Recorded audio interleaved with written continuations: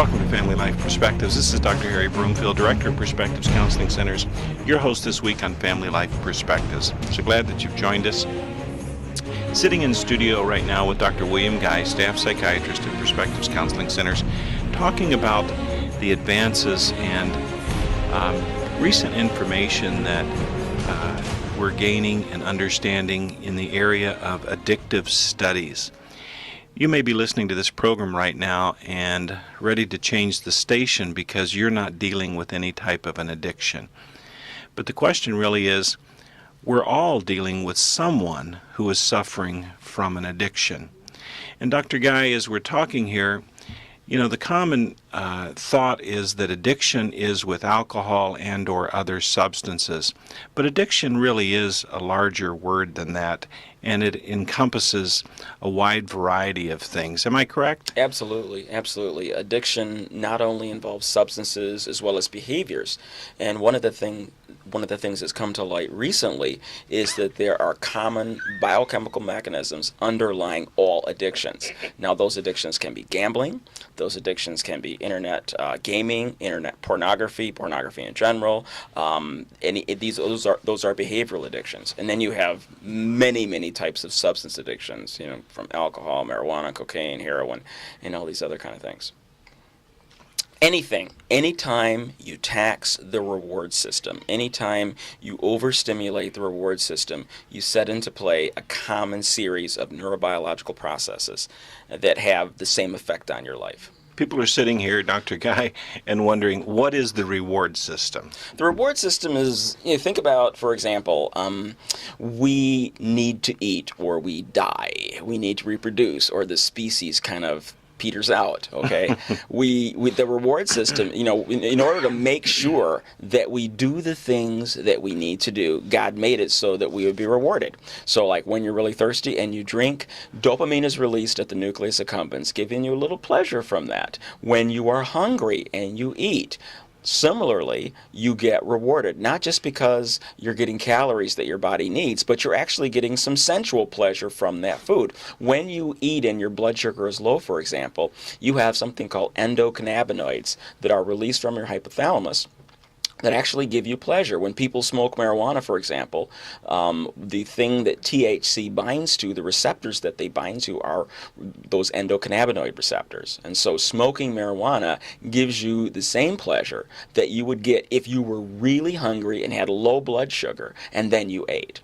And so it's kind of mimicking that particular pleasure. And so when we're talking about the reward system, that's what I'm referring to, is that the system that is put in place to reward you for doing things necessary to keep you around, but you're overstimulating it. Doctor, do we have the same biological response to having a nice plate of nachos? Or is this what we're talking about? Just well, it can be. Now, different way? There's a line here. If you have 40 plates of nachos, you're overstimulating it. One plate of nachos occasionally is probably not going to overstimulate you. But there are, when it comes to calories, when it comes to high sugar and high fat diets, yes, you can overstimulate the reward system like that. So again, the key is overstimulate. And when you're overstimulating the reward system, we call that an addiction. An addiction is defined behaviorally if, for example, you are having negative consequences because you keep taking something or keep doing something. Does it cause disturbances in your close relationships? Does it cause disturbances in your job? Does it cause educational problems? Does it cause you to have legal problems? Does it impair your health somehow? Yes. If it impairs you or interferes significantly in any of those categories, you've got an addiction problem. It's almost as if we used to remember it by the 4 Ds. I'm thinking, reaching back, was there danger involved in it? Is it causing distress in some way? Is it obviously dysfunctional?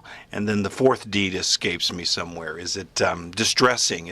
Are we experiencing some type of distress? So addiction could be repeated behaviors, whether it be alcohol, substance abuse, and or behaviors. Could you suggest some behaviors other than eating, which we all like to do? Okay, well, running, which is one of the ones people don't think about because running's healthy for so many people, presuming you have the right kind of shoes and know what you're doing. Okay, but some people actually run excessively to the point where it causes significant arthritis, and what they're getting out of it is the endorphin rush. And but I don't want to focus on that one because few people have it, and most people who run are doing just fine. But things like gambling, that would be a behavioral addiction. Okay, internet pornography, sex in general. The sex system is very much part of the addiction world as well. It ties directly into reward in a big way. Unfortunately, in the DSM-5, which recently came out, it was under or hypersexual disorder was being considered, and we thought it would probably be included. In previous DSMs, we have had something like that. Now, why is that important that it's in the DSM? The DSM is kind of like the psychology Bible. So in order for us to treat something, right, we need a diagnosis. So having something in that book tells us this is pathology and this is this is something that we should be treating because it's pathology. It is some type of disease.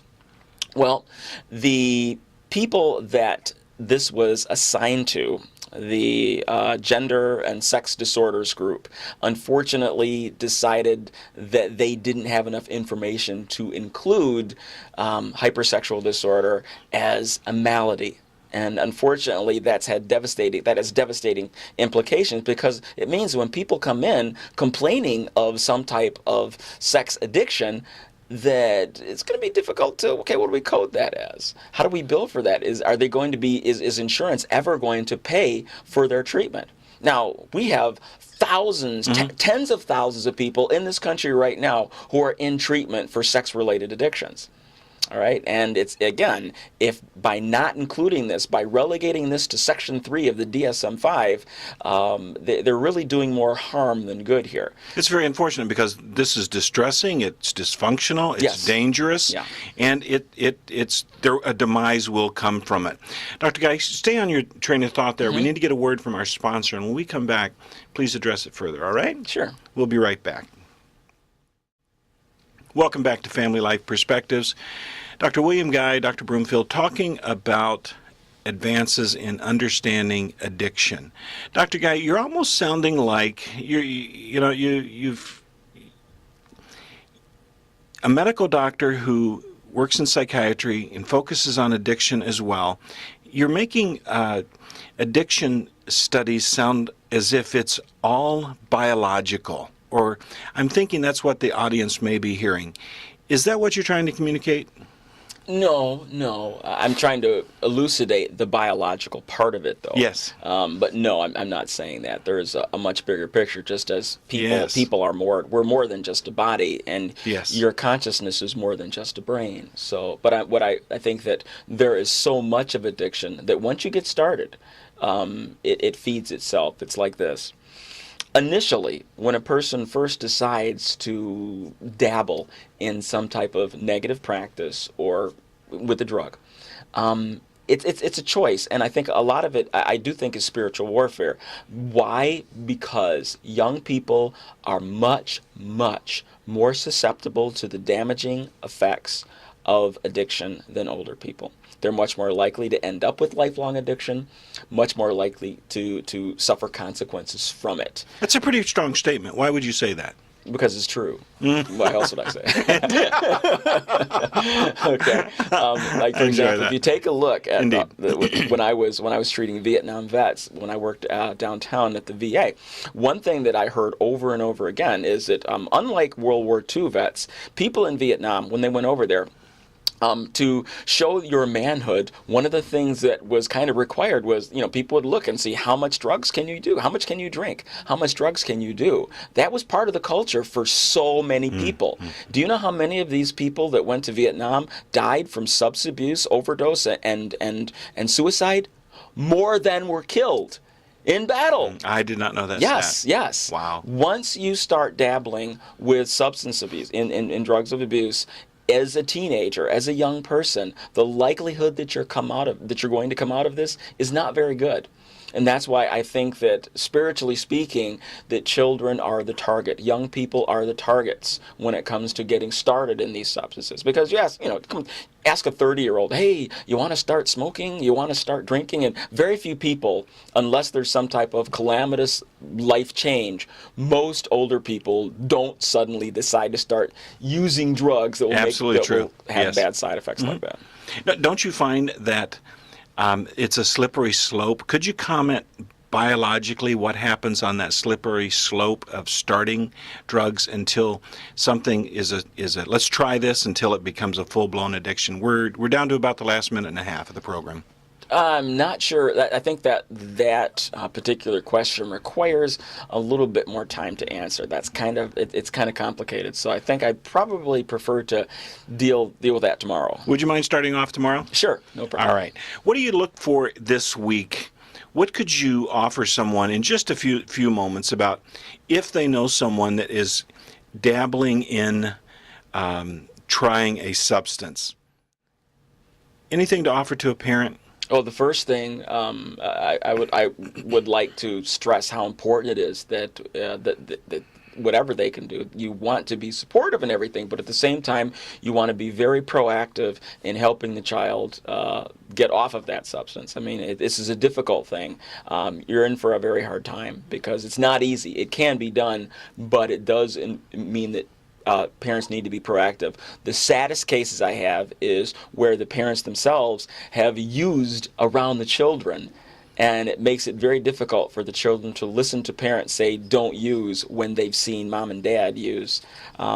These are some of the more difficult cases. So start out by being a good example. Indeed, no question there. Can you join us back again tomorrow? Sure can. Until then.